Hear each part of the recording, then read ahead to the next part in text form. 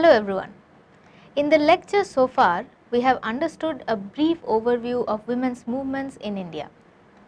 One of the biggest lessons learned was that there is no one women's movement in India, and there is no one way of looking at it either.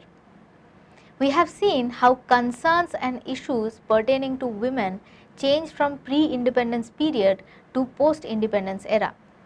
If you want to brush up your memory on those aspects, you can go ahead, go back to those videos and go through them once again.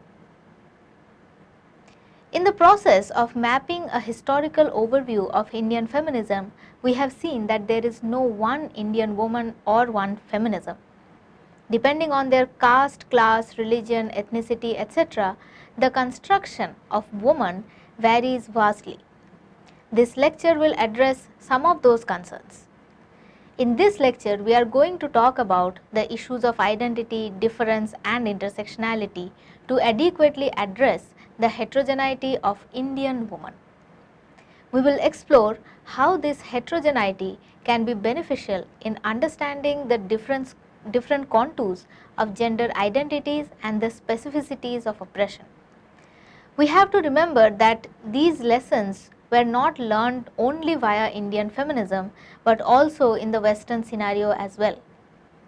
Such premise is necessary to build our ideas and critically examine the debates that permeate feminisms through their journeys.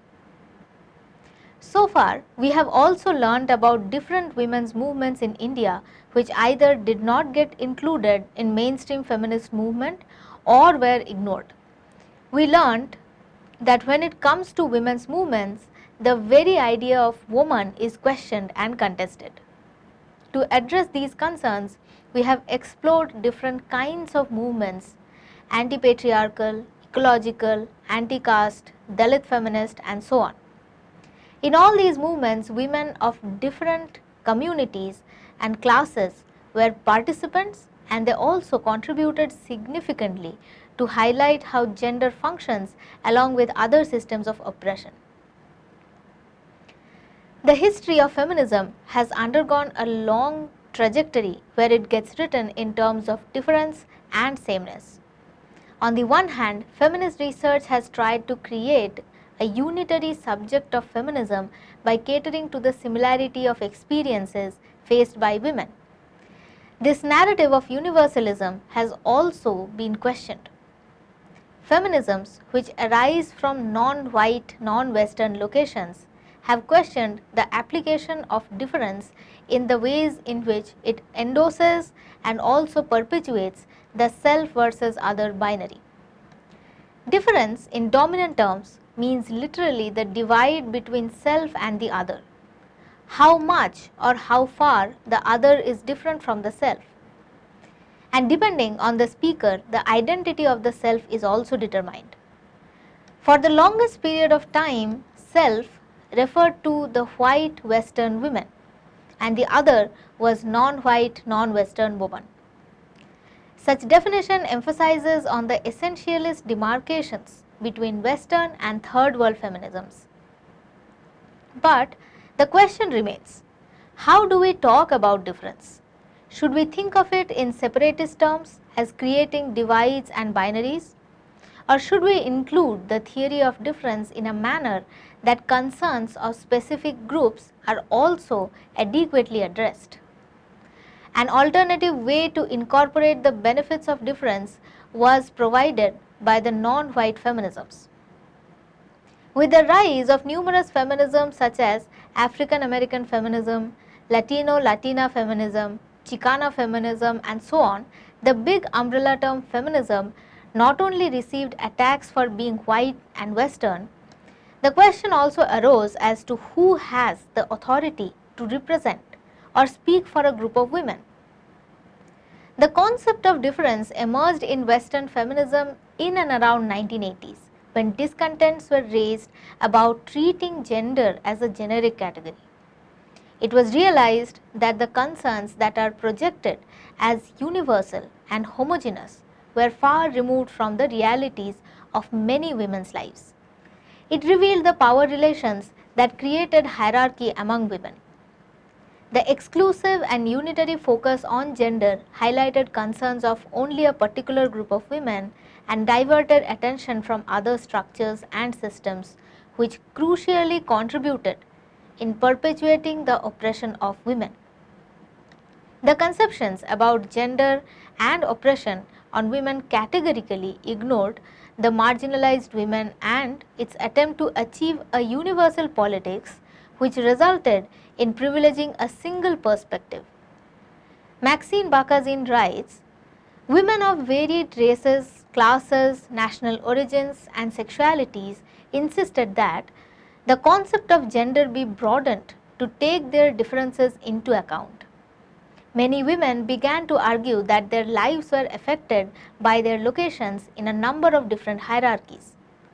As African Americans, Latinas, Native Americans or Asian Americans in the race hierarchy, as young or old in the age hierarchy, as heterosexual, lesbian or bisexual in the sexual orientation hierarchy, and as women outside the Western industrialized nations in subordinated geopolitical contexts.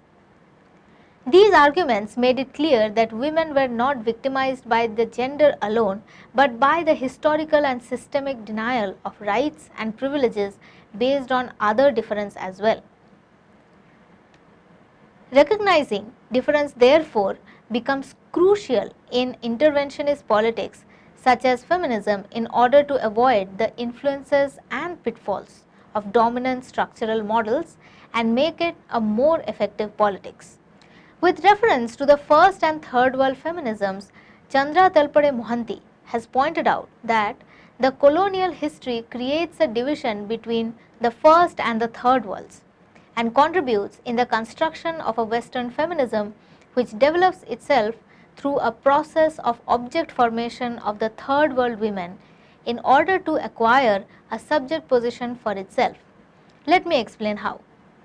Mohanty writes, an analysis of sexual difference in the form of a cross-culturally singular monolithic notion of patriarchy or male dominance leads to the construction of a similarly reductive and homogeneous notion of what I call the third world difference. That stable, ahistorical something that apparently oppresses most if not all women in these countries. And it is in the production of this third world difference that Western feminisms appropriate and colonize the fundamental complexities and conflicts which characterize the lives of women of different classes, religions, cultures, races and castes in these countries. It is in this process of homogenization and systematization of the oppression of women in the third world that power is exercised in much of recent Western feminist discourse, and this power needs to be defined and named. By claiming to have knowledge about the third world, especially the third world women, Western feminism asserts its superiority as theory generator, whereas the third world women remain evidence providers. Such assumptions replicate the colonial binary of self, where the self is Western feminism and flourishes at the expense of the other, which is the third world feminism. Mohanty criticizes the methodologies used by Western feminism to represent the third world women, which often takes recourse to cultural reductionism and fixes the third world woman as a victimized static object. Mohanty propounds that rather than seeing men and women as predefined creatures functioning in the social arena depending on their sexual division, the focus should be on how economy, colonialism, religion, family and other institutions actively participate in the production and ascription of the gendered identities of men and women. For Mohanty, therefore, feminism should aim at an intersectional approach. Such anxieties get written in the Indian scenario too. The idea of difference looms large in Indian feminism and has led to the formation of different positions as well as solidarities. For example, the social reformist movement in India propounded the narrative of progress by incorporating women as essential components of transformation. For this purpose, the reformist movement focused on two major evils that affect women, namely the practice of sati and imposed widowhood. These evils, however, were rooted in casteist and sexist ideologies and practices, an aspect that remained unrecognized by the dominant reformist agendas.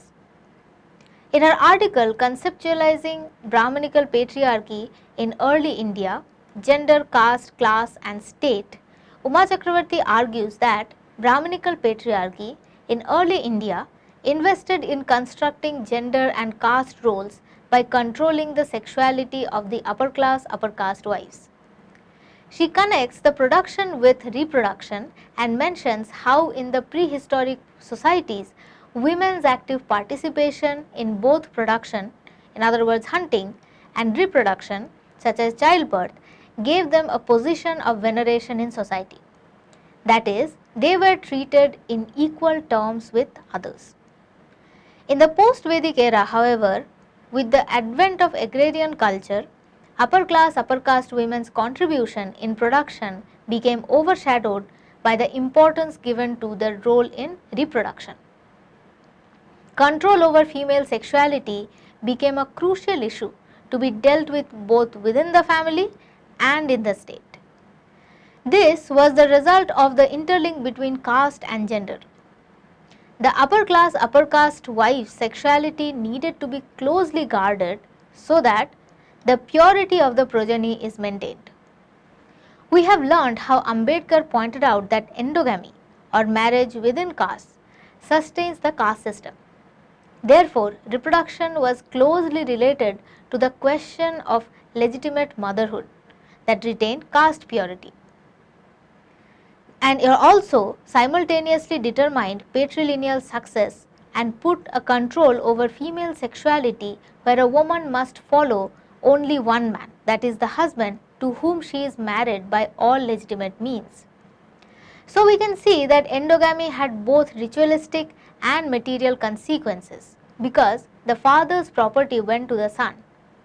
And to make sure that the son was indeed the progeny of the legally sanctioned father, it was necessary to control the woman's sexuality.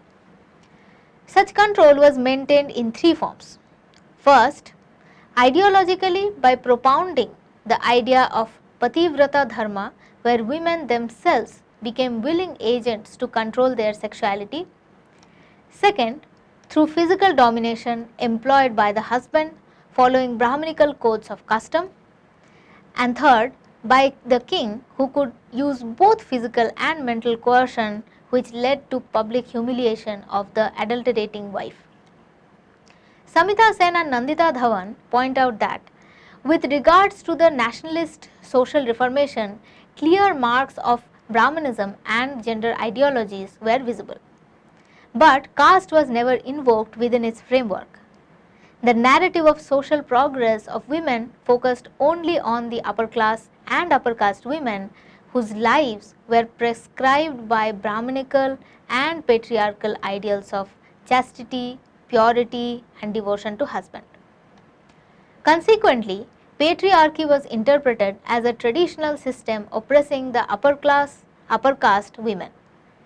As Sen and Dhawan go on to argue, the social reformation such as ideas of companionate marriage, the removal of worst physical abuse against women, access to education, employment, and finally induction into nationalistic politics benefited only the middle and upper class women. The legalization of Hindu widow remarriage deprived the widows of their property after marriage. In certain lower caste communities where widows had unconditional rights of remarriage without compelling them to give up their property, this law caused enormous economic deprivation. This comparative reading highlights two things. First, there is no one single category called woman, and second, gender often functions in conjunction with other structures of oppression such as caste, class, etc. This is where the idea of intersectionality comes in. Now, Let us summarize this lesson. In this lecture, we learned that both in the West and in India, the complexity of woman remains. It is not simple and correct to define woman as a single category solely affected by gender. Depending on the position of the speaker and the issue, the approach also changes vastly. We have seen how the policies regarding widow remarriage do not benefit all women. Women of some lower caste communities who were entitled to own property after their husband's death were severely deprived due to the implementation of such laws. And this is where the idea of difference comes in. Difference here does not mean separation or discrimination. Difference here means the ability to identify how different groups are affected differently by patriarchal forms of oppression. It teaches us that not all women are affected similarly. This specificity is necessary to opt for a more holistic approach that would benefit a greater number of people. In the next lecture, we will discuss the theory of intersectionality. Thank you.